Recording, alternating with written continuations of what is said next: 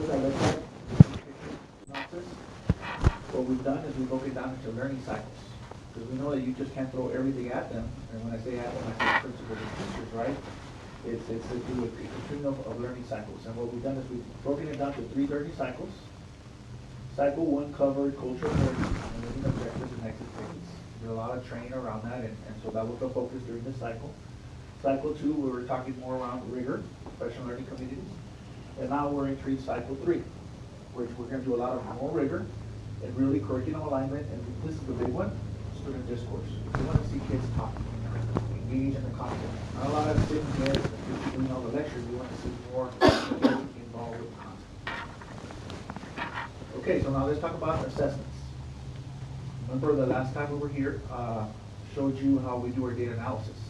Why do we do assessments? And it's pretty much right there in that quote.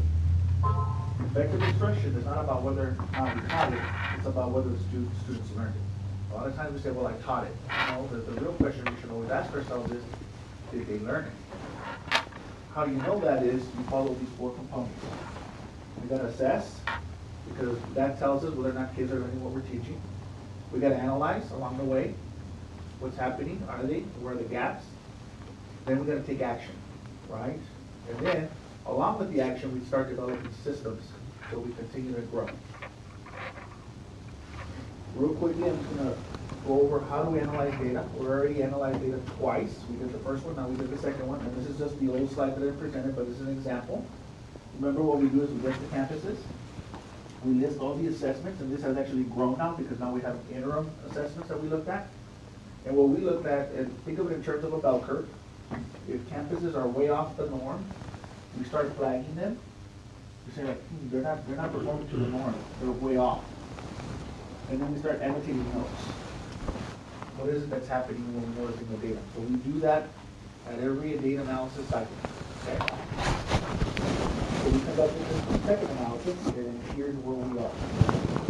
At the second round, we use DBA2. DBA2 is just a district-based assessment. Remember that? That's like the assessment that we provide for our teachers to see how well we're doing in regards to teaching the curriculum. And we also use 3rd through 5th grade interims. Now remember, the interims are the state assessments that they're not providing for us. So what we went through is, remember the little tallies that are these indicators here? Each of these represents a tally. Those are tallies that we then transfer here in this table. Red indicates interims, blue indicates the district-based assessments. State, district. Nonetheless, we combine them, and it starts painting a picture of which schools are doing well and which schools need more support. Okay? Blue triangles indicate our operating partners. Okay? So that's our elementary. And here's our middle school. Responsive. Then we take the first round of data and the second round of data, and we compared it and we combined it, so now we have a summary. So we've done 2 data analysis. And you start noticing right away that the schools that need the most support start rising up to the top. So we already know which schools. Dr. Silva, Dr. Matthews. What do we do? What I want to show you is that we've been thoughtful and deliberate of how we're monitoring our campus. And it's very quickly you can tell who needs the most support. It's pretty obvious. Okay? Again, blue indicates partners group, operations. Okay, any questions before I go to Dr. Silva? Okay. Dr. Silva.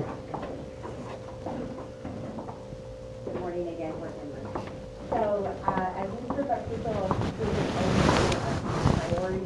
that we have in what ISP, we asked a really critical question. After we analyzed data, we went back and we had conversations, there's a critical question that we have to ask ourselves. How will we systematize our approach to monitoring our instructional priorities while supporting our campus leaders, right? Because they're the ones in the field and they're engaging in so a key idea for us was for us to execute a support model that engages the team and data-driven action planning. So we wanted them to visualize that data that you just saw. We wanted them to reflect on their campus office, do a SWOT analysis. This is very much like a business model that we're coming in and we're looking at strengths, weaknesses, opportunities, and possible threats. And then we're able to then identify what are the lessons learned in semester one. What are the things that we can determine to be actionable and measurable next steps in support of student learning outcomes? And so this is just an example of how we visualize that data with the campus leadership team. We went over to Team LBJ, and I know Dr. Matkins will elaborate more in terms of the work that the principal over at LBJ has been engaged in. But it was very insightful for us as a leadership team. And really, it was an opportunity for the principal, instructional coaches, assistant principals to be able to work together in collaboration with the Office of School Leadership and the academics department for us to really hone in on next steps. And so you can see we collected and harvested their ideas around their greatest takeaways, what were the greatest highlights, because there are celebrations and great things happening in our Edgewood ISD schools. But here was our key takeaway. We need to ensure that we are supporting our campus leaders with narrowing the focus, and that we need to ensure that we also have leaders who are committed to being champions of learning. Like Chico talked about student discourse, how does that get owned? How do we support that in our principal leadership? And in addition to that, then how do we support our instructional coaches to lead that charge? And so you can see here just another example of the ways that we hone in on this. And we ask critical questions like what we should be effective, are there any key action steps missing? We focus on the right goal. That's critical for us to go back and think about that principle, learning plan, cycles of learning.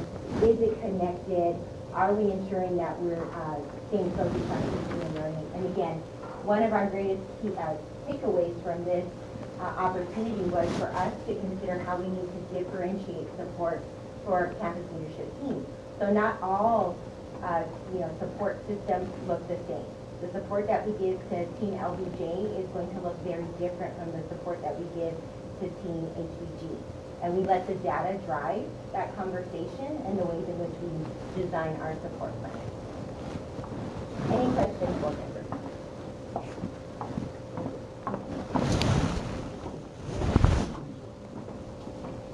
So after that meeting, there had to be a principal response. And so essentially walked away with 4 different areas that she wanted to focus her attention. The first one is she wanted to standardize attendance incentives and increase parent communication, because we also reviewed some attendance data. We know that if kids are not in school, then they're obviously not learning. She wanted to increase usage of adaptive technology programs, and we've talked about those before. We have iStation for reading and Zern for math. She's made a shift in her PLC in which they're looking specifically at the main topic or the main lessons that teachers want students to learn for the day, which is called the I Do, and I'll go into that a little bit more. And then she also wanted to improve instructional time on task, meaning how much time the teachers were actually engaged in the instructional process. So when we reviewed her data, pre-K really stuck out. And I'd like to remind you that when we did this visit, this was on November the 11th. So all of this data is what she captured November the 11th through the end of the semester, which is on December 15th. So her pre-K was at 83%. Her goal for the year is at 95%. But between that month of time period, she was able to increase her pre-K attendance by 8 points. Specifically, having one-on-one conferences with parents. She was intentional about having the teachers to provide not only classroom incentives, but campus-wide incentives, classroom and campus. And that looks like whether it was popcorn, snack on Fridays, movie after school, that sort of thing. Then we took a look at Zern and her Zern usage. She walked away wanting to have 90% or more of her students to complete at least 3 Zern math lessons per 6 weeks. Zern is the math program that works specifically on differentiating the instruction for her math kiddos. So her goal was 90%, and at the time of the meeting, she only had 50% of her teachers that were able to integrate Zern 3 times a week. So as we measured the data here, first grade did really well. They increased their time on Zern roughly by 72%. What I'd like to pay attention and give a caveat for is that the reason that these numbers are not high, according to Principal Priestley, is that we also had tests going on at that time, map testing, that would have been the reason why the kids were not necessarily on the program at that time. But we are confident that we'll see an increase here in January. So if we look at iStation, iStation is our reading program that focuses on phonemic awareness, alphabetic knowledge, recognizing vowel sounds, blended letters, vocabulary, and comprehension. And when you look at this chart, this first grade chart right here, November, December, the number of students that were tested pretty much were the same. The way that you read this chart is that you want to move kids to the green right here. So you'll notice that level 1 in November was at 50, and then in December, they were able to move a certain number of kids from 50% to 40%. So that's a little different. And then when you look at it this way, you want to see these numbers increase because the goal is to get kids at or above grade level. So you can see here, she was able to increase kids from level 2 by 2%, and then going forward. And then you also have the third grade chart here, where you're able to see that she actually increased her number of students in third grade. That's really a celebration for her to increase her enrollment numbers. But if you look at level 1 in November, that's a large number of students here that are not performing at grade level. As you can see here, they were able to move their students to 64%. She was able to increase her level 2 students, moving students from level 1 over here to level 2 up to 24%. Remained at 8% at level 3 due to the difference in the number of kids enrolled in third grade. You can see there's a change there at level 4, but we're shooting to level 5.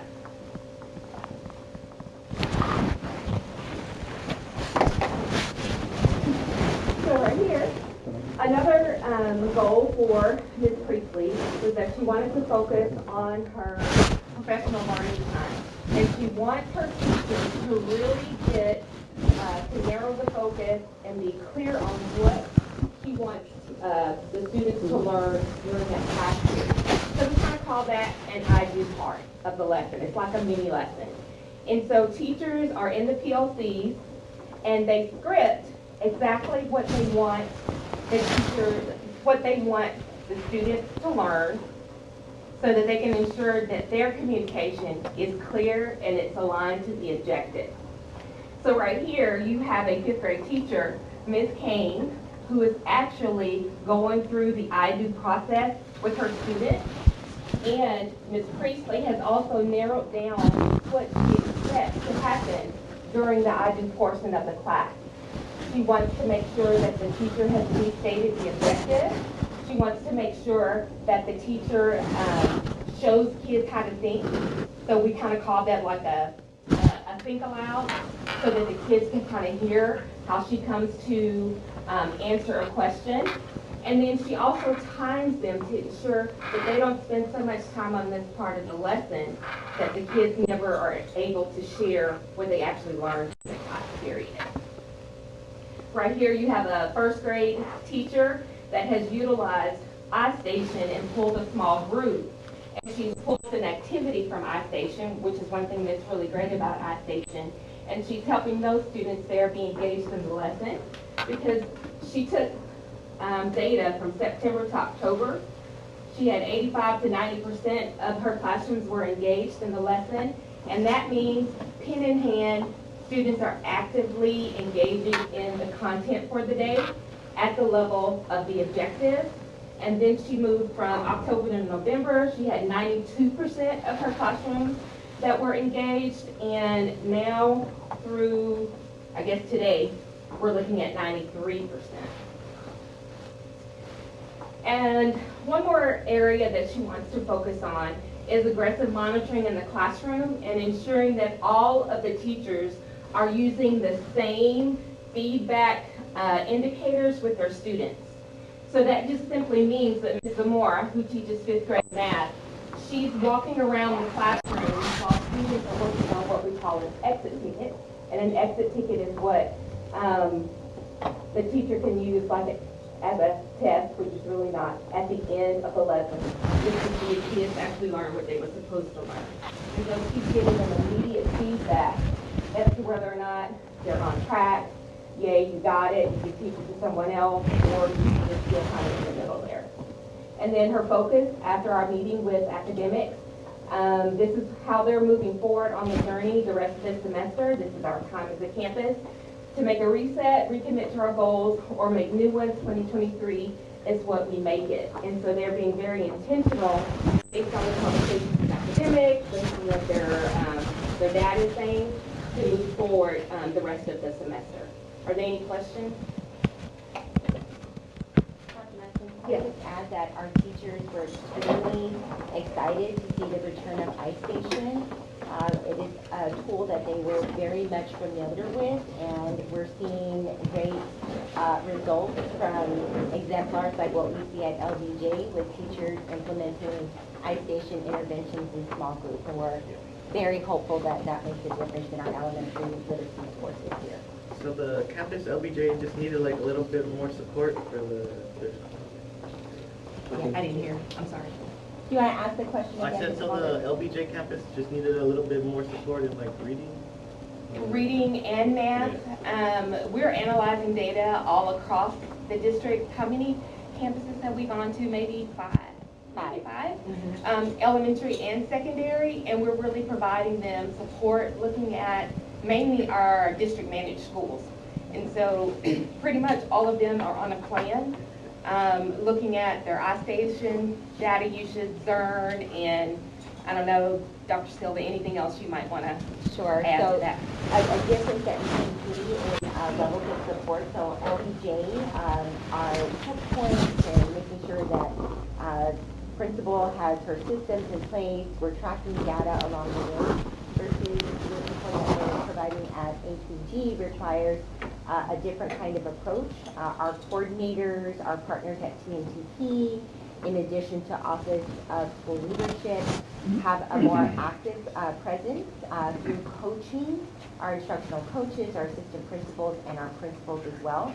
We're also engaged in coaching cycles with our teachers, and we're seeing a big impact there as well. Teachers are very open to observation and feedback, and we've seen that shift occur from November to present day, so we're really excited about that, and we're continuing that journey with Team HBG into up to spring break, and hopefully we can bring back some of that learning and the trends that we are collecting at HBG.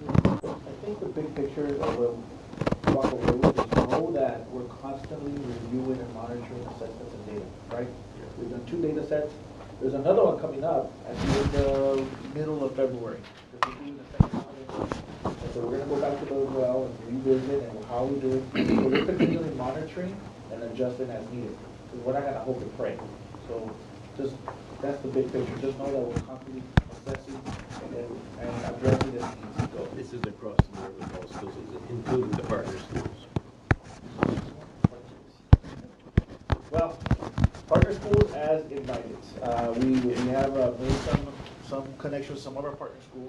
So our district managed schools for sure. And the partner schools, we reached that conversation with them and say, hey, do you support? we offer that support. Obviously, you can see it's very robust support, it's very specific, right? And it's a lot of work, but it's meaningful work. So we do make it available to them, and if they take us up on it, definitely go visit. I know we were there just today at Wise, which is very powerful school. So yes. Let me take the next question. Are they accepting this? One particular campus, Wise, has a completely different reading and mathematics system. So you heard that they were there at Wise, so they're having conversations about how we can support. Now, obviously, mathematics is a sequential, developmental type piece, right? And so we're looking how we might assist them in those cases. In many cases, they do assistance. They attend our meetings. They look for our professional development. They utilize, all of the campuses utilize our instructional resources. Gardendale, one, has some different resources that they utilize, that they specialize in early childhood. The other thing I will say is some of our programmatic components, like our lingual program, our 80/20 model, we have all of our schools that have adopted the 80/20 model, so they'll reach out to the multilingual department and ask them to do specific training with their teachers in terms of the model that they're intended to operate. But there are a couple of instances where the curriculum is just different, and because that's not the curriculum decision that we have made as a district, we don't have the capacity, or expertise in that area to provide the support. However, campuses like Wise do have support in the technical education, and so they have different levels of training and stuff, and they see that opportunity. But whenever our OPs reach out, we definitely accommodate, as best as we can to provide the support that we can. And as Ms. Salinas pointed out, she's pointed out bilingual, but the same in the case of our other programs, gifted and talented, special education, and so forth and so on. So they have that support. When it comes specifically for the curriculum pieces and the assessments, they all take the MAP test, the M-class test, except for Wise. I don't take the M-class. They do. For third grade. Yeah, third grade. President, I want to ask for the benefit of trustees, let's remember to differentiate from district and operating manager, because we're using that language, and I know Mr. Valdez was not here during any of those conversations. And so, Mr. Valdez, just to point out, we have half of our schools are district managed, meaning that as a district, we control all functions that have to do with everything from the financials to the academic and human resource side of the district. And then we have operator managed schools where, I'll give you an example. Gardendale is operator managed by Pre-K for Essay. Pre-K for Essay manages academic, human resource, and the financial side. So we relinquish those rights. They are in-district charters that report, their board reports to our board. And so while when we sign those contracts, which are 10-year contracts, we do a lot of options. She works alongside their leads and says, here's what we're doing, where do we find middle ground? But in the end, they have the ultimate authority to say, I hear you, that's not what we want to do. We want to do something different. And that's okay, because if we execute the contract, they don't give us the template that we expect it to be a year better. Little Zoom thing, We cut the it contract, follows you and from we're out. whoever's going to be So, presenting. just to differentiate for you.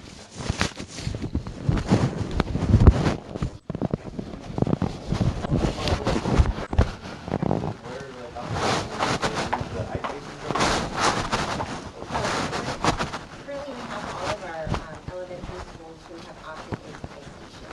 We're really excited about that. We lost we're continuing to provide professional learning for our principals, coaches, teachers. But again, the response has been very welcome by our teachers, and just like any program, with our new teachers, we have to make sure that we provide additional support. We continue to monitor the use of the resource and ways to be able to close the gap if a teacher doesn't know how to get to where you saw that visual. We're looking at the teacher. That's the optimal and the flow that we have for all of our teachers to be using that small group. So she really takes that.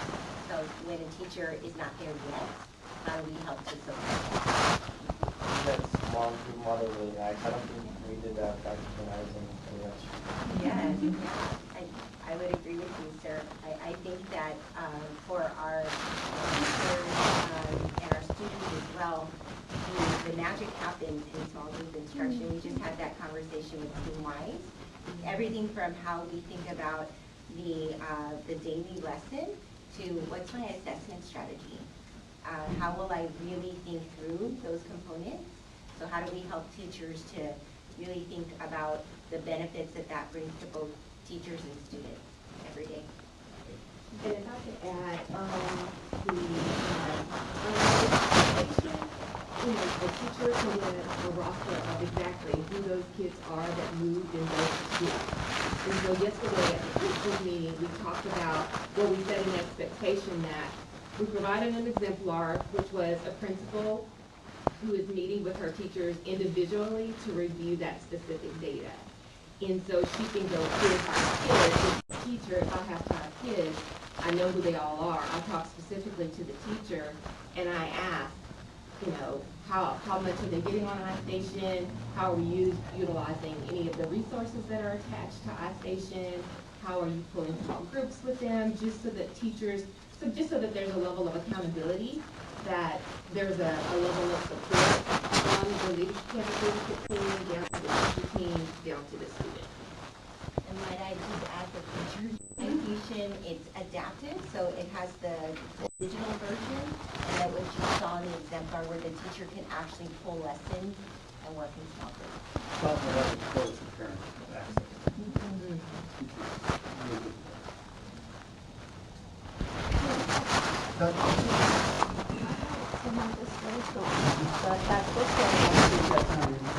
All right, so I wanted to take this time to introduce my team. So first of all, good morning, board members.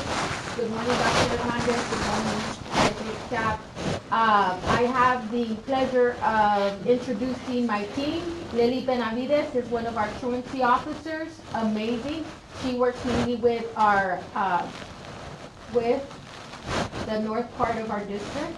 I have Yulisa Peña. She works as our McKinney-Vento liaison, program monitor, and so she works district-wide. And then I have Mr. Israel Mota. He is our other truancy officer that works with the north part of our district. So I'm very excited to have them as my team members. Very powerful. They do a lot of work, and you'll see. We'll talk about some of the things that they do. So I'm going to take their time. So thank you guys for coming. All right. So again, we are the student support services team.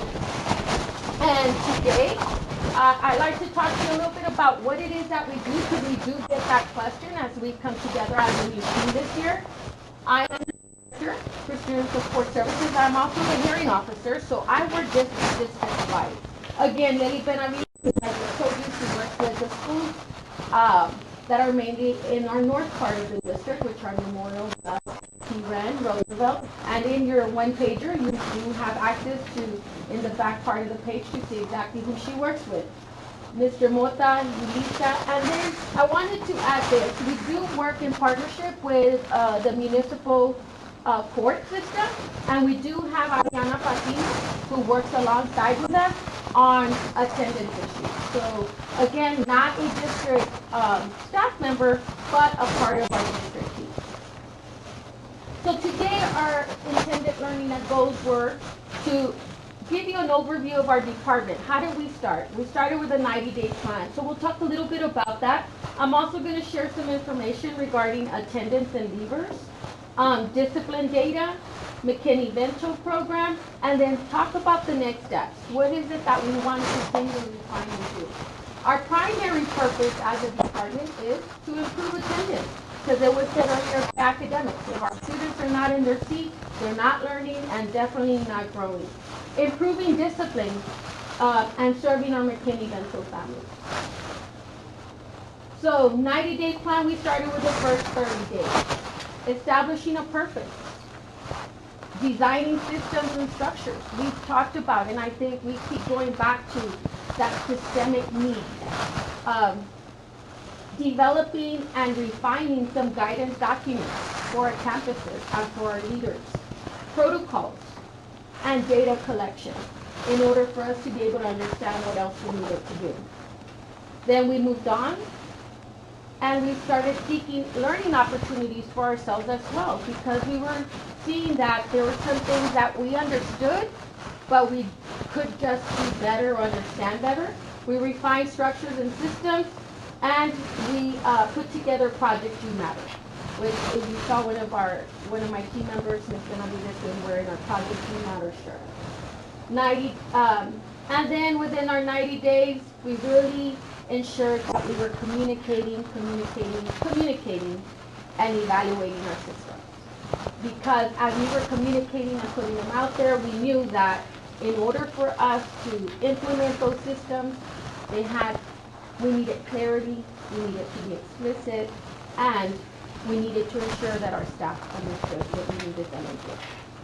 So creating purpose and performance expectations. So we started by creating a mission. What is it that we want to accomplish as a department? So our mission statement is embracing diversity and dismantling barriers for the advancement of the Edgewood community by building positive and trusting relationships, providing sustainable support, and our commitment to provide access and equity to all.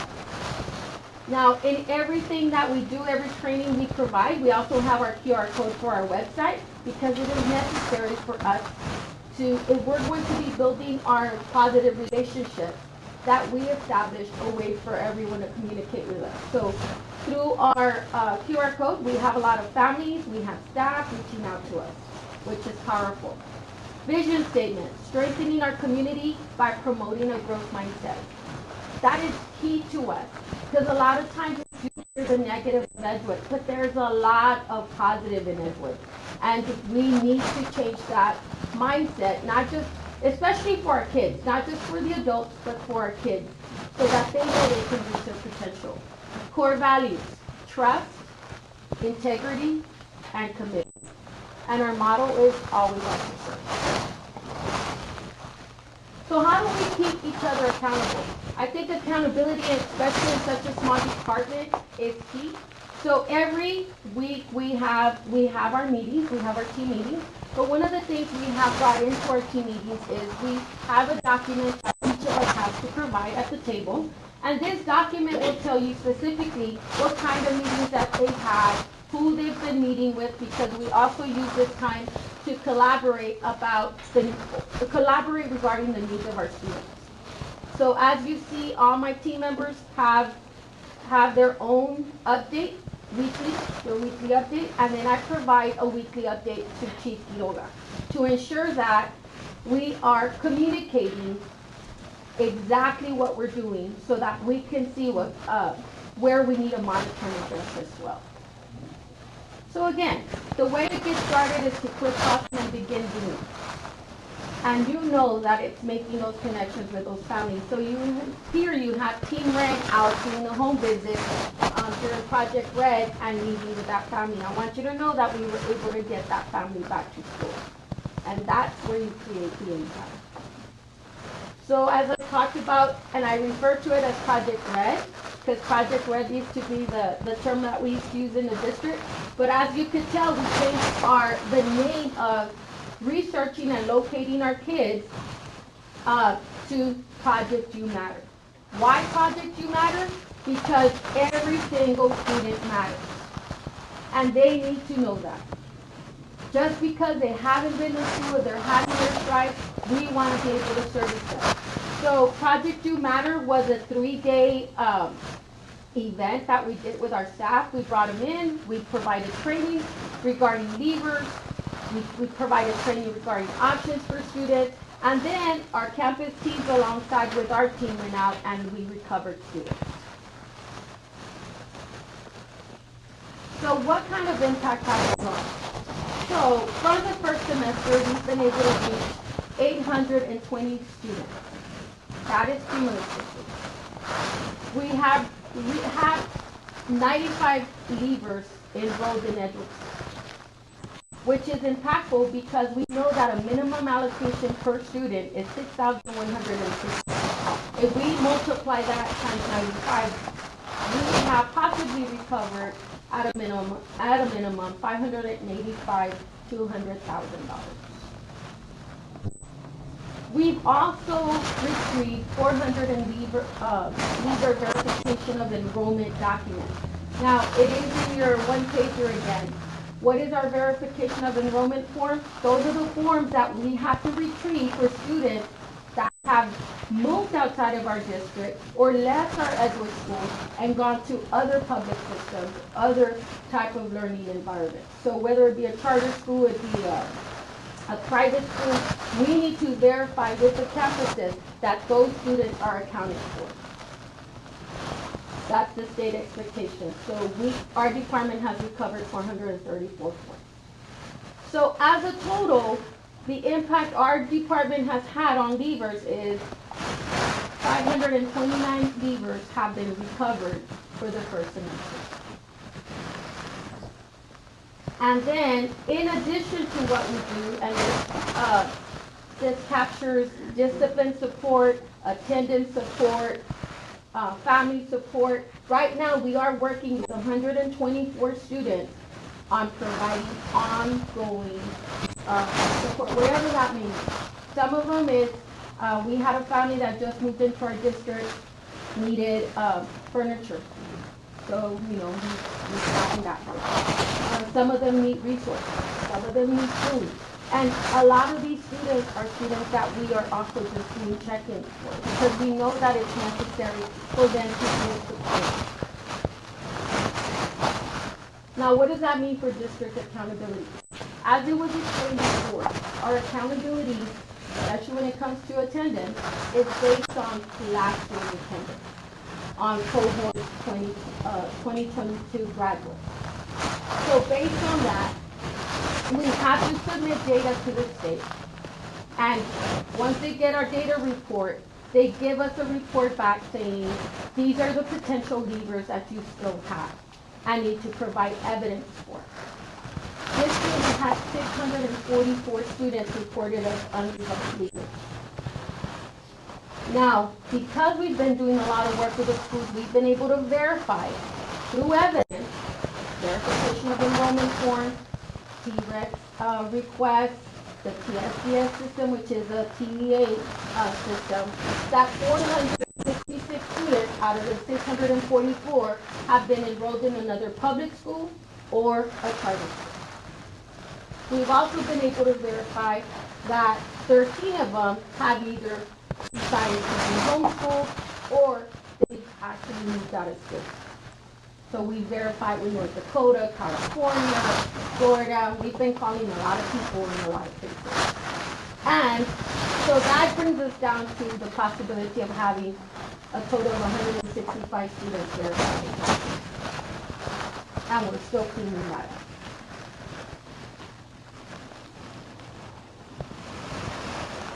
Now again, going back to the statement, made earlier, if our students are not in their seats, then we're not getting the opportunity to provide them that viable curriculum and that Tier 1 instruction.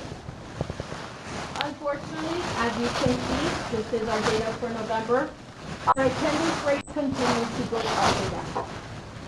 We range between the lower 80s to the lower 90s. This is in December, and you see the same type of trend.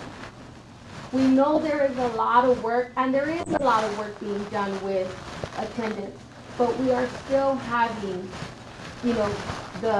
just recently, all the respiratory issues that were coming up. A lot of our kids were out due to the flu, due to COVID. And again, we don't want to make that mistake, but we do have to, we don't want to use that as an excuse, but we do know that that is the reality we're dealing with. But we continue looking for them, we continue supporting the campuses. And again, the campuses right now are really doing a great job of trying to create a big impact. And then we work in support of them. Discipline. This is our data for discipline. Our first semester summary of disciplinary alternative education program hearings. This is your 2021-2022 data. So last year, we had a total of 49 students in DAP for the first semester in the high school level. We had 42 at the middle school level, and we had a total of 2 at the elementary level. This year's data shows that we had 23 students at the high school level at DAP, 21 at the middle school level, and 4 at the elementary level. Now moving on to our first semester, we had, for exposure hearing, we've had a drastic increase. Last year we had 2 exposure hearings or exposure students that were expelled from school at the high school level.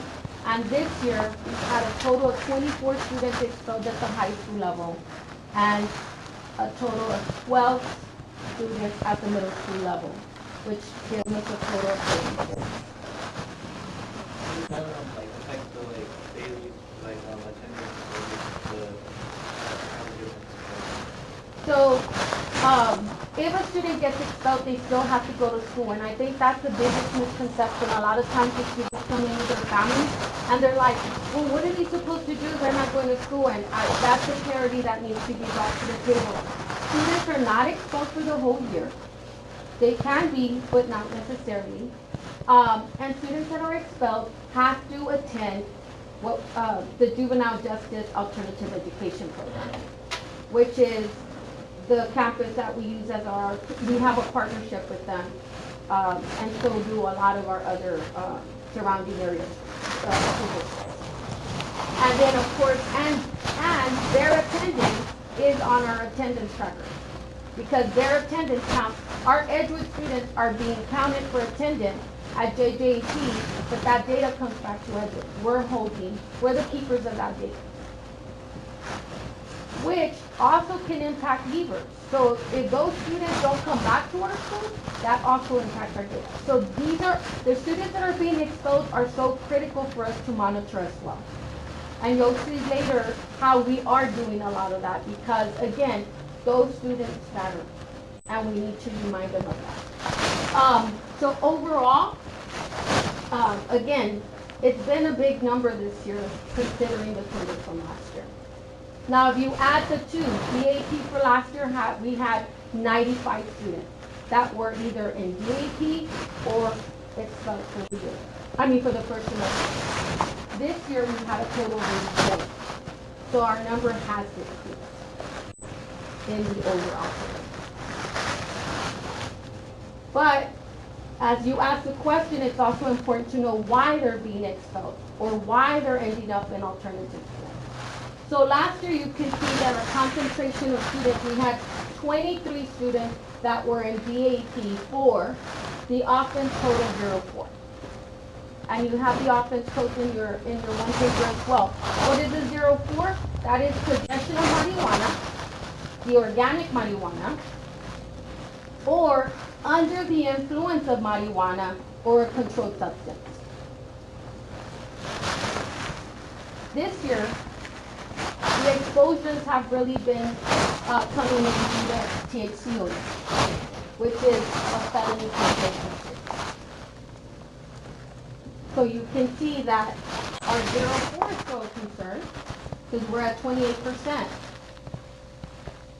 But THC has been a bigger concern because we're at 48%. Although if we put those 2 together, drugs right now at the secondary level are a concern. And this is just our high school data. But if you see the data coming from middle school, we draw the same. Yes. Let me go back to the middle. So board, I want to make it clear to Susan a couple of things. Some of the information that I provided you specifically yesterday, I just want to put in context what we're dealing with right now. As we had a discussion with you on Tuesday night, this is where our police department is real vital to the work that we do, because we're not just working with our students while they're inside of our walls of our schools. There's a lot of what's happening on the outside of the schools. Huge run, especially with the THC, boy, that's a development, and I think you know what that means. As much as we like to work with our students, and when we understand the severity of having a felony, this is completely out of our hands. So we have to act, police department has to act in a way that they will let anybody that is out in the general public that is not meeting the expectation of the law. So I just want to give you that context, because sometimes before we can get to them in the classroom, these are the kind of things that our administrators are doing. And that's, one side is the officers, here's the other side. Once you think about the principals and the assistant principals, they can't just ignore this. These are the things that they have to deal with before they can even execute the kids. Luckily, you guys have made some good strategic decisions over the last few years. We have enough counselors for our size schools. We have SEL counselors, we have social workers. There's a lot of support services to include this department presenting right now. So I hope what you're seeing is the comprehensive level of support for the students, the teachers in the classroom, the academic leads, in terms of leadership in the district and all the other areas. So just wanted to make that. And the other thing is that I have been talking to many officers from across the state, and they are reporting exactly the same thing. THC oil is at a rise, it's running rampant. Yesterday talking to the Northside ISD hearing officer, she's like, we are overwhelmed with this issue. So everybody's battling it right now. Yesterday there was an article that came out on the same topic, and that was from Northeast ISD. So this is a big factor that is impacting all schools. So again, that's your middle school data. And now, last year we didn't have any cases at the elementary level, but unfortunately this year we do have 2 cases. The difference here is that we don't send our elementary level students to the JJAP, to the Juvenile Justice Alternative Education Program, based on the mitigating factors. That one, they're still at the elementary level. In order for you to expose students, they should be 10 years old. But because the students are still in elementary, we can use that as a mitigating factor, and they do serve a longer period of DAT. But what are we doing about it? And how we can it? So again, creating a positive impact to something as harsh as this, we need to start and continue building those strong relationships with students and families. So one thing is, I am the hearing officer. I do sit with the student and the parent, and we do have a formal meeting, because that's the consequence. And it's a mandatory, once they come into the office, once I can bring that the police report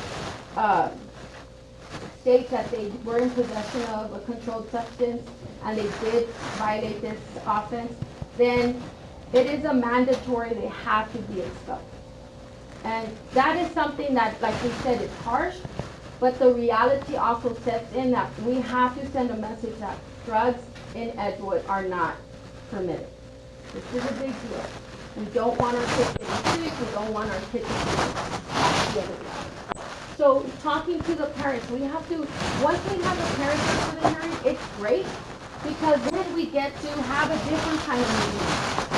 So we take them into another room, and our truancy officers, depending on their zones, will have a conference with the parents and the family, with the family, because sometimes it's not just one family member that comes, it's several. So they will first do an intake with the student, so they can have a conversation and try to dig deep into maybe what are the root causes of you having this? Where are you getting it from? How is it impact? Why are you needing this? Statements are made like self-medication. That's one of the things that we hear a lot. Then they bring in the rest of the family and we conference. Why? Because it's not just about supporting that individual student, it's about supporting the family unit, if we really want to draw impact and create change. There we take the opportunity to educate our parents, because some of them don't know. A lot of them are grandparents raising grandkids. They don't know what this looks like. They've never seen it. One even invited me to her house and I should go and check the room because she just doesn't know what she's looking for. And then we provide resources. And that is where the power lies. Because a lot of our parents are ready for counseling services. So we might sit with them and do the application for the collaborative. We've also established direct contact with Rise Recovery, which is one of our partners through the collaborative, and they are willing to work with us on our students that are being expelled or going to DAP. And then we also work with Takata and our DAP program. We also provide transition assistance. What does that mean? That means that we will meet them at DAP when they do their intake, and we also do a lot of visits to DAP. Weekly we're there, we're checking on their attendance, we're checking on their well-being, and we're checking to see if they need any additional resources.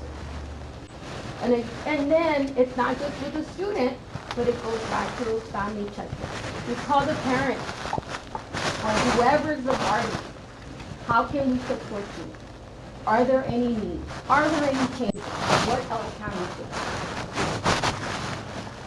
Develop strong relationships with DAP, as I talked earlier. JJAP, as a matter of fact, we're scheduling monthly visits with our students over at JJAP.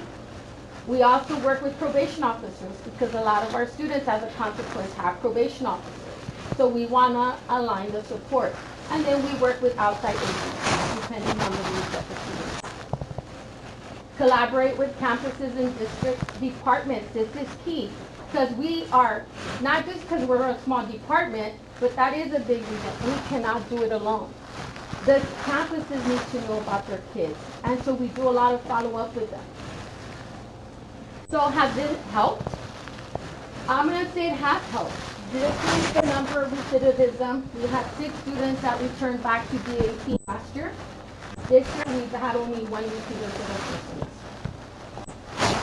The reason I put this one as other is because this student last year had a 3rd offense that was related to the drug. Now, this year we have had one student that committed another offense that led him to be expelled. The first one was rejected by the court, and then he committed a second offense. And then we had another student that had been in DAP and then committed an exposure. The other program we work with is McKinney-Vento. So in McKinney-Vento, we've identified 163 students, 96 families. And here you can see what the breakdown is of the 163 students. We have 13 students that are unaccompanied youth. And again, you have that vocabulary in your one-pager. Doubled up, we have 127 students. Hotel, motel 20, shelter 2. Unsheltered, this is the one that really concerns me the most. What does unsheltered mean? That means that these students are living out of a car, do not have a shelter. That's 2 families. One family of 3, one family of 2.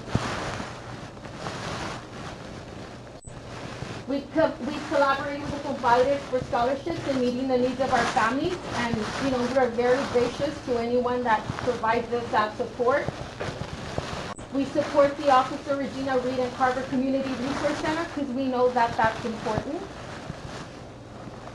A lot of our families do utilize that as a resource, and we also support accountability through the focus of our McKinney-Vento students in the area of math, 3rd through 8th. So right now we are specifically monitoring all the data, attendance, grades, and assessments in collaboration with the campuses and the social workers. And then we've also we've restocked all the campuses with McKinney-Vento resources and inventory to ensure that any support they need is readily available at the campus level. Direct support to unaccompanied youth. We've had 2 students that are seniors right now that we've connected to SA Hope because we want to make sure that they have a home after they get to graduate. And we have one student that was an unaccompanied youth, had no shot records, no birth certificate, no IDs. So we connected her to anyone we can.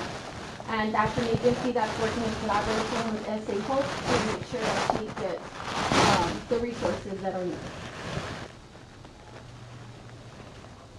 Again, Officer Regina Reed and Carver Community Center. We can't do it all the time, but when we are available, we do go out to the homes. We do assist with recovering donations and organizing the community center. So through the collective effort with families, making ourselves accessible to families in our community through events or individual accommodation, that's what we want to stand for as a department. So what do? We got called on by one of our board members that there was a concern in the community where he lived. So we went out there to see how could we draw impact and make a difference. Trunk or treat, out in our backpack giveaway. Here we have Ms. Benavides with a parent just supporting her, filling out some forms. And here is where we got feedback at one of our safety meetings on our website. Because if our website is not meaningful and impactful and it doesn't reach our families, then we're not making the traction that we need. And so we were giving out prizes for feedback. So again, in summary, for the student support services team, we just want to make sure that we are creating an impact and drawing traction. So we believe that together we can create a bigger impact in attaining our mission. And that is embracing diversity and dismantling barriers for the advancement of our community by building those positive relationships, providing sustainable support, and then our commitment for special needs.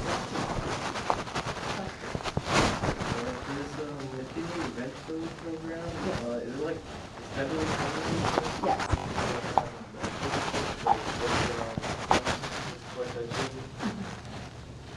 So right now, the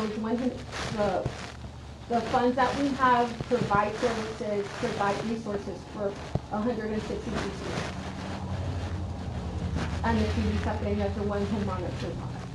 On the homeless students, how do we help those? What, are they placed in a facility or what is? So there's a lot of, the hard part about them is that if they are wanting to be supported, we network and we will get the resources. And our PD department, I'm just gonna say, has always stepped up to support. Unfortunately, there are some that will fight back on that, or will go to the resource that we've established for them. And so I think that's the biggest battle we have with some of our families. They don't necessarily fund that, but we do have resources that would fund that, or we know of the facilities that would take them. And to be clear, board, the funding we received from the government was just a little over $100,000. So one of the differentiators some of our mandates, I'd say the majority of our mandates, when they're state level mandates, they're unfunded. But that's I'm sharing with you because you'll see a lot of things that will call mandates, and your question is a good one because most of the items that are state funded are not, there's no budget. It says you will do this. So that continues to come out of our local coffers. So we have to come up with that money. So I wanted to make sure we understood that's $100,000 for McKinney Vento. In terms of security, because I'll bring that up and connect it. There's other, you've now heard from our chief and different folks. We have the safety checks that are done by outside people to our schools. We received approximately $67,000. Consider that one of our officers is 44,000 plus benefits. Then think about all the officers we have, and if we have to upgrade our schools, I'll give you an example. We have one directly in the entrance with the HPP. That will easily cost us in the hundreds of thousands of years. That comes again.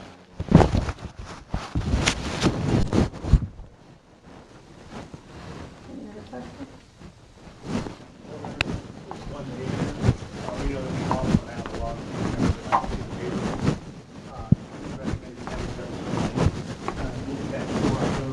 and it has a lot of information for this. Ladies and gentlemen, we're about 3/4 of the way through.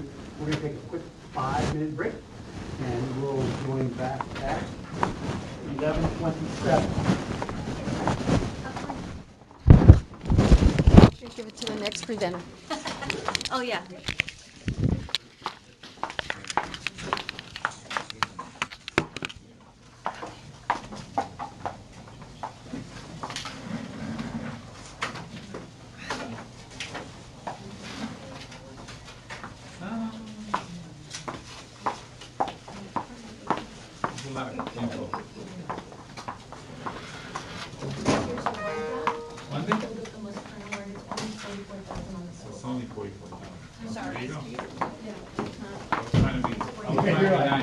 So it's 44,000, Mr. Valdez. There's the accurate Because we number. got a little bit more money from, because of the art. It's actually 44,000. I was trying to be nice to the federal government. We dropped a little extra as a one-time there. I say that. Sir?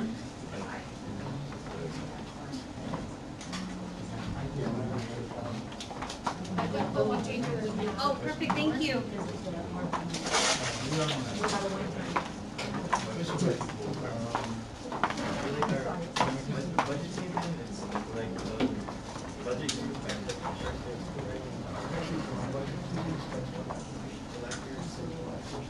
Yes, this is it. You turn it off. You want me to cut it? Yeah, you will. Get Throw started. it in your pocket. And Forget.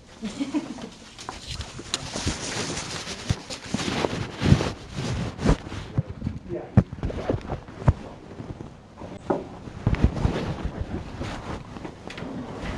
So we heard about our student support services. You saw some of the challenges that some of our students have in terms of discipline, in terms of McKinney-Vento, homeless, foster children. Again, remember those moles that are in our accountability. Now we're going to provide you an overview of our guidance and counseling component and how does that kind of serve as a preventative and also response to some of these issues that we have. Okay, so, there's back, sir, you're on. Welcome, board members. So again, George Garcia, Director of Guidance and Counseling, and I'm going to do this overview. And so I want to start with our learning goals. First of all, we'll go over the mission and role of the Guidance and Counseling Department, our approach to maintaining student wellness, and then some overview of data analysis from some of our services. So here, our mission is to provide exceptional support and guidance that fosters success in post-secondary employment, academic, and military readiness, along with personal and social development that prepares students for success in life. And an approach to doing that runs through these 4 components. So these 4 components are what is set up by the Texas model that we use in our guidance and counseling program. And so everything we do around counseling within the building, it should be run in some way around one of these 4 components at any given moment. And so I always say, when we do some going to counselors and see our counselors, whatever they are doing, we say, where does it relate to your 4 components? There should be an answer for one of them. So a little overview of who we serve. Of course, students are primary people that we serve. Of course, their families that follow with them, the community, teachers, and staff. So we're looking at the whole picture inside the building, and we want to make sure that we are taking care of everyone, or that we're accessible for everyone. And so in the building as well as the community. How we serve is through counseling services provided through the 4 components that I talked about, and that applies to counselors as well as our social workers that are seeing students either individually or in group settings. And then we also serve them through resources that we can provide regarding other agencies that provide counseling services. So these are through partnerships, such as the collaborative, which I'll talk about in a little bit. And then also other community resources that are available, similar to what Student Support Services does. Of course, we overlap, and anytime we need help for our families, we want to make sure we reach out and provide those services, whether it's food, clothing, shelter. And then training and resource support, and that's the part where we set up either trainings for staff, training for counselors, or in some cases even training for students on particular items that we might want to go. All right, so look at how we do that. And so an overview of the department, and that is, it includes 28 counselors that support the elementary, middle, and high school. At the current moment, we do have 3 vacancies in our department. And then there are a total of 9 social workers, also at the, those are at the elementary schools, including Gardendale, and then we do have a lead social worker.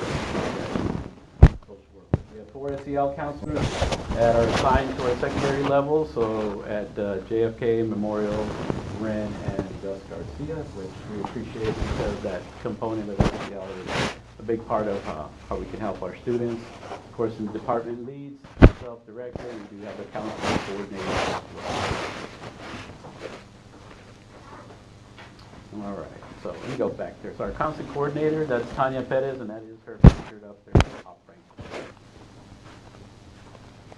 All right, so a little bit about our counselors, social work, and principals. Let's go over this a little bit. So a part of how we do our work, so we want to always maintain our approach as being proactive and not reactive, and then also data-driven. So we work with the campus as well as our students in supporting that by taking in data, looking for gaps or areas of opportunity to help our students, and then responding to those in some way through 4 components. It's considered a program for all. In other words, we support every student, not just some. In some areas, special ed, the main case management is through special ed students. In our case, we are available for all students at any time, and we want to have that as part of our programming, whether it's elementary, middle school, or high school. And then the approach as well, where the principals are on the impact measure through achievement, attendance, and behavior data. So of course we got to work with other departments as well in receiving this information, and again, looking for those gaps. So whether it's academics in some cases where we can help in helping students through group work possibly, or even independent individual counseling. We want to be able to work with them on what are some of their needs, what are some of the ways that we can help, including the family. Examples of that could be maybe a parent meeting around how to support your students' study habits at home, as well as with students and helping them do better with homework. Anything like that could be a way to support the students' achievement through academics. And then, of course, with attendance, as we get data from student support services, on students who need further assistance with that. So we want to look at what is the main reason for whatever attendance things they might have, where they're not showing up to school. And through the approach of counseling, as we meet with them individually, we want to be able to just kind of reach out and get that information from them. How can we best support them? What is it that they need to make them comfortable in coming to school? Sometimes it could be a simple thing, it could be our physical needs, like food, shelter, those types of items. And sometimes it could be stress-related, anxiety-related. So as we figure those things out and put in our support to try to help them and make it more comfortable for them to be at school, is really the approach to doing that. Of course, we review behavior data, so discipline, another item that possibly can help with some students. You'll see some data later around we call anger issues, they always tell us. So those type of things that make them a little bit more uncomfortable around the campus, we want to make sure that we address those as well as we work with them one-on-one. So the festival is a school improvement process, and we do want to be always engaged in the as being part of the campus improvement plan. We'd like to work with administrators, look at what the goals are for the year and where counseling can help in making that a better or make those improvements for the campus. And so again, very data-driven. We want to make sure we're addressing needs of the campus. School counselors as school leaders, that kind of falls into that. Working with administration, working with other departments, and all the overlapping work we do with others. Their approach as school leaders is to gather information and also bring that feedback back to administrators so we can help in terms of the school functioning the way it should. And then develop, manage, and evaluate the comprehensive school counseling program. That's the part as the program itself and the 4 components we talked about earlier. Every year, there's got to be some needs assessment that drives how we do our work in every year. So as this year we noticed an uptick in issues with drugs, and that would probably lead to better lessons around drug prevention, those types of things, as well as highlighting weeks like Red Ribbon Week and those items as well. We want to do that. All right, so a little bit of the approach of how we do that. Again, I brought up the 4 components. This is a triangle that kind of goes over the tier process for those 4 components. It is a tiered approach to responding to student needs. It's intentional and specific, individual support and specialized intervention. We start there at the bottom with tier 1 supports. That is usually the preventative piece where the guidance curriculum comes in. That is counselors walking into a classroom, doing a lesson, working with students. It could also look like them in a classroom working with a small group on specific needs that they might have. And so this is maybe where we talk about drug prevention or friendship or how to get along with others and those type of things in a whole group or small group setting. And then as we go through that, up the tiers, sometimes, individual planning can relate to any one of the tiers as we meet one-on-one with students. And then, of course, responsive services usually shows up at tier 3 and tier 4. Those are more of the responsive approach to things, crisis, intervention, anything that's a little bit more high stake for students. A lot of times we're going to see students who already felt some kind of trauma through something in their home. It could be something in school or something, events even that go on in the world that can possibly affect them. So that specialized intervention is also where we start to see more referrals to the outside agencies so that they can do more work with them longer term. A lot of our work in the schools is more of a short term, 4 to 6 weeks, where we want to get students back to feeling comfortable being in the class so they can be their best academically. If there seems like a need for longer, for instance, grief is a good example. They have a loss in the family and students are struggling with grief, that could go on for years. So sometimes there's even an overlap where, from one grade to the next, you could possibly see a student still working on their grief. And that's where agencies like our Children's Bereavement Center might be one that can help them long term in those cases. All right, so focus on wellness and prevention. We also have, again, we want to talk preventative. Our approach is to be ahead of the game, proactive, not reactive to everything. So we do have the SEL component that students get to experience in classrooms, and that focuses on the 5 pillars there of self-awareness, responsible decision-making, relationships, social awareness, and self-management. And I say that this is the whole person and how they should function. Now, the SEL piece also has an overreaching impact on adults. This is what we call a check-in process. So we want to make sure that with students, we see teachers checking in with them. That might be that approach at the beginning of a class where they shake hands with them, ask them how they're doing. As teachers might notice something is not right, they can make a referral to counselors through that piece. So the whole overlapping piece there is that we can do it. And so we can do that as adults as well. And most of the time we do. Good mornings and those things like that. You can see when somebody's just not themselves on any given day. We want to be able to just note that and see how we can help in those cases. The character ed process as well, the 6 pillars of character through trustworthiness, respect, responsibility, fairness, caring, and citizenship. A lot of our campuses do rewards or awards every 6 weeks or so on maybe one of the pillars. We try to always incorporate one of the pillars into the lessons that they do in the classrooms through their guidance program. And of course, ongoing training. These are trainings that happen every year, and just keeping the awareness on these high topic items like suicide prevention, bullying, and child abuse and neglect, being able to identify when something's not right and possibly a referral to CPS or something else at that point, or sometimes it even includes contacting law enforcement in those cases. So we want to make sure everybody's aware of how that approach. So we do that training every time.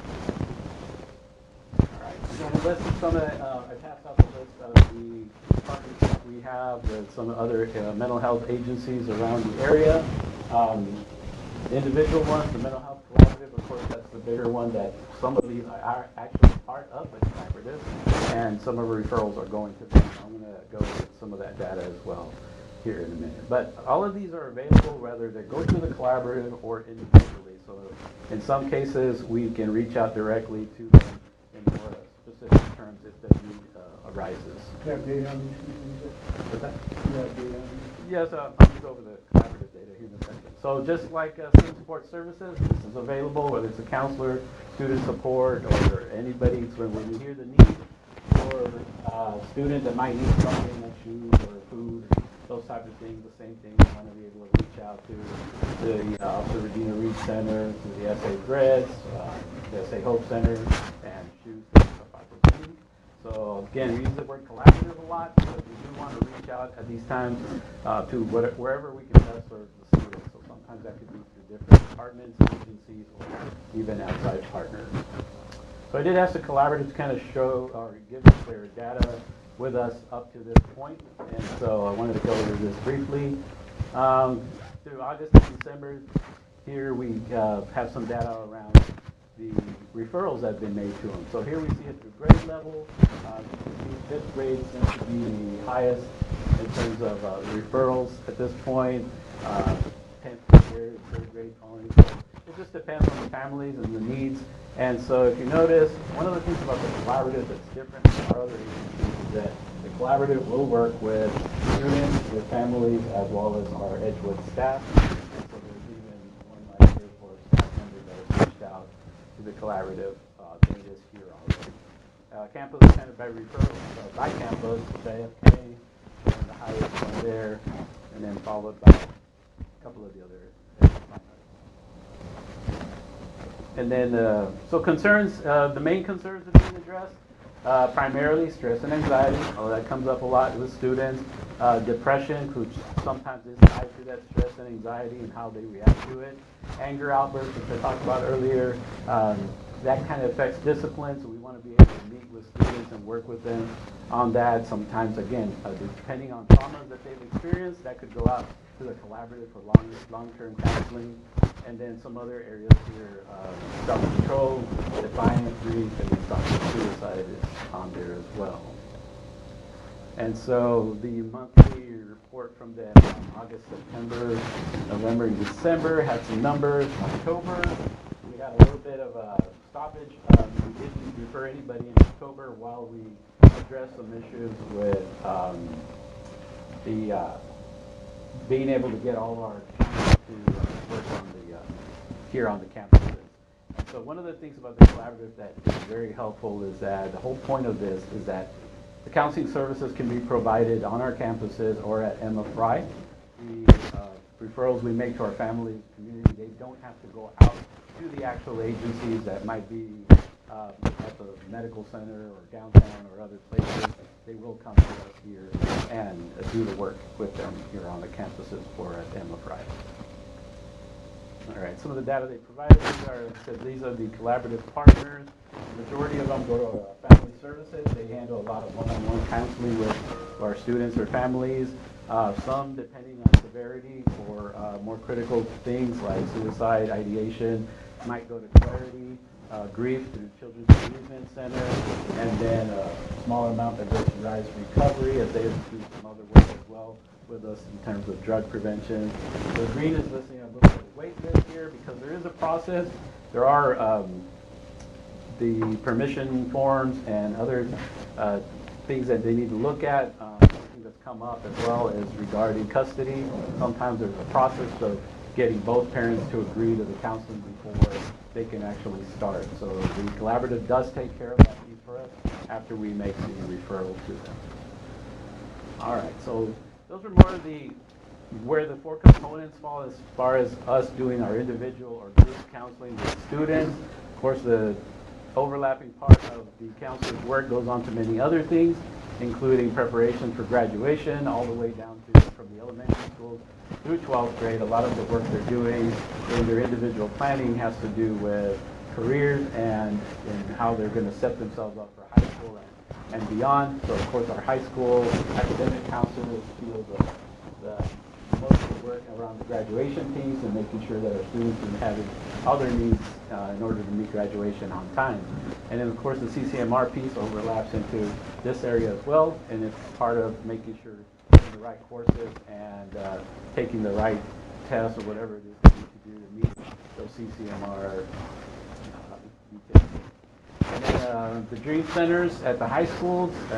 Talked a lot about the Dream Centers we set up this year around the ability to work with our scholarship reps for help our students apply for scholarships, as well as do some other work around applying for schools.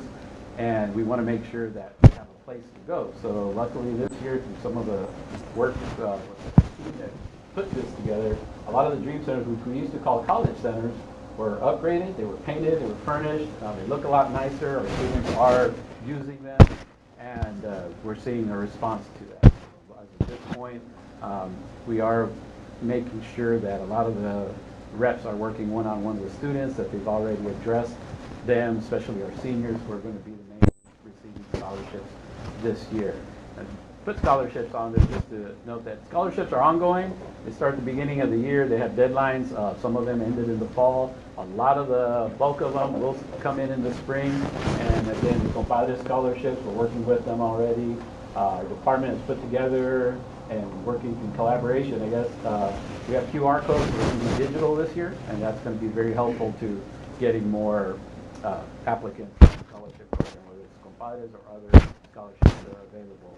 And then, of course, we work with them for employability. That's where we want to work with students and guide them through the right classes, whether it be our CTE courses, and whether, for those that are not going directly into the college, or even sometimes the military, there are other avenues that we can help in getting them to their next career, what that would be after high school.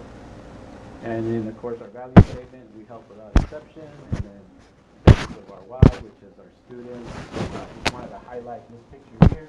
This is a student and a parent, and they were part of our compadres, not compadres, Paseo program in the fall, and in that process, parents are being taught a lot of what counselors do, as well as the academic things they should know on helping their students reach graduation. Every parent that completed the program, the assistance program, also received a $1,500 scholarship from Texas A&M San Antonio for their students if they choose to go to A&M San Antonio. Any questions? Thank you. We have time remaining, 10 minutes, so Salinas. Thank you very much. Today I'm going to be covering the strategic plan, and I'm going to be providing an update on where we are with that. As you know, here we're in the refinement stage. Over the last couple of weeks, I've been putting in the board weekly update a link to the full strategic plan. So please continue to review that. If you have any questions, please be sure to let me know. But right now, we're really working to ensure that before we bring that to you for board approval, that it's a plan that we know can be operationalized. So a lot of what we're going to be doing now is I'm going to be working with a company called Steady State Impact Strategies. Mr. Garrett Landry, who's the founder of this company, who has a great level of expertise, is really going to be reviewing the strategic plan, reviewing the district improvement plan, and evaluating the preconditions for success. And here's what I mean by that. The way that the strategic plan is laid out, you see that we have some identified strategic actions. We have listed there what the impact of those strategic actions would be, what the execution looks like. If we implement the things that we say we're going to implement, this is what it should look like in practice. So he would be going out to see if this in fact is what it looks like in practice. If we say that we are going to have this team responsible, he'll be meeting to say, what's your role in this? How often and how frequent? The feedback we gather from this is going to be really important as we begin to develop the next phase of this plan. So remember, this plan is not just the written plan, it's also individualized, a central administration level work plans. So each of us has a different role we play here, and we're all going to anchor into improving the goals that we have in the plan. So he's going to work to develop key performance indicators for each of us, so that we have a goal. You know, like if we know that we've got to provide training on Tier 1 instruction and it's an OP managed school, that might look like Teresa Salinas has a goal of doing, 120 walks in this many classrooms to ensure that I have enough data or patterns to be able to come to the table so we have data to make refinements. So he'll be working on that, and then the monitoring and evaluation of data collection. So after he looks at this plan, he's going to say, I'm recommending to Edgewood ISD that you collect data for this particular strategy 3 times, and here's the data you collect, and who's gonna give it to the team. And then I'm gonna work with him to go alongside him, building my capacity as a leader to sustain this work after he leaves. They are his recommendations. We can choose to take them or not. And then we'll continue to kind of codify everything, which means we're gonna put it all into place. So we're going to make sure that before this comes to you, all of this is done, and I'll be providing more updates around that. So a little bit about school choice in Edgewood. Just to remind you, a lot of what we do is because enrollment matters, and we want to ensure that we're recapturing our families. Yesterday was a good example of an effort to recapture families that have left us. You know that over the last several years, we've done this expo in very different ways and for very different reasons. When we first introduced innovation, we had a big Saturday event. Why was that important that our families attended this that are in our schools? Because we wanted to bring awareness in the community, right? And we still want to continue to do that, and our campuses do a lot of that work as well. This particular event that we did yesterday was really around families that aren't in our schools. So we didn't have as much traffic as we would like. We're doing an after-action review, and we're going to continue to improve that process. Last year, we also started doing some recruitment with San Antonio Charter Moms, and that's a big organization that gets attention from across the city. And so we're going to continue to do that, and we work in real close collaboration with our social marketing team, our social media and marketing team, I forgot a word there, to ensure that we have tight alignment between messaging.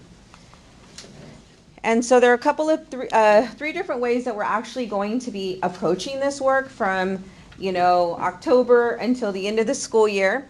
Some events that we're doing, like community events, and you all have made some recommendations to us as well around how do we leverage community events that we have right now, like faith-based community and Women with Vision, the picnic with the police, so that we can promote school choice during that time as well. So I want you all to know that it's not just a one-time event, it's a continual effort that we have as a district to capitalize and collaborate on how we can better inform our community of our offerings. And so there's just some examples of some things that we're working on in all 3 of these areas. Again, it's community grassroots and social media outreach.